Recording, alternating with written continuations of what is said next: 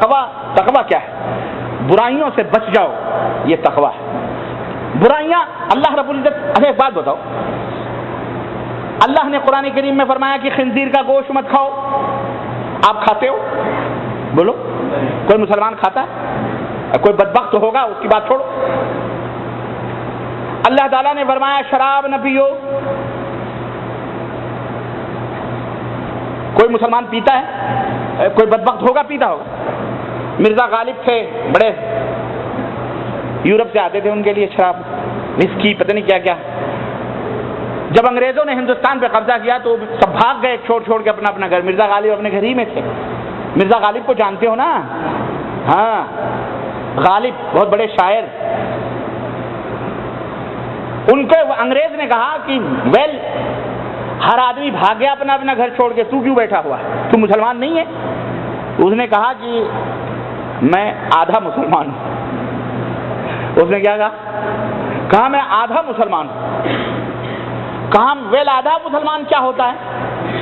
کہا سر ایسا ہے کہ میں شراب پیتا ہوں، خنزیر کا گوشت نہیں کھاتا۔ تو ایسے بھی مسلمان نہ بنو، آدھا تیتر آدھا بٹیر۔ المہم اللہ تعالیٰ نے کہا مردار نہ کھاؤ، کوئی مسلمان کھاتا ہے؟ اللہ تعالیٰ نے فرمایا کہ خنزیر کا گوشت مت کھاؤ، کوئی کھاتا ہے؟ نہیں کھاتا۔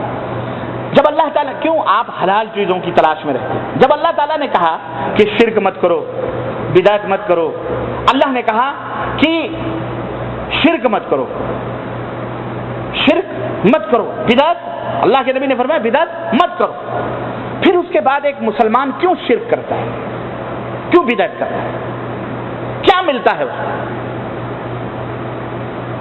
جبکہ خنزیر کا گوشت کھانے والا، شراب پینے والا، وہ ایسا حرام ہے کہ جان بوجھ کے بھی اگر کھا لے تو اللہ تعالیٰ چاہے تو معاف کر دے۔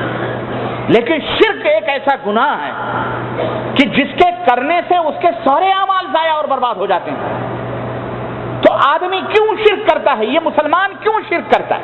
اب آپ کہو گے مسلمان بھی شرک کرتا ہے؟ ہاں، کتنے مسلمان ہیں جو آپ شرک میں ملوث ہیں؟ آپ کیا سمجھ رہے ہیں؟ کوئی معمولی، یہ معمولی بات نہیں ہے۔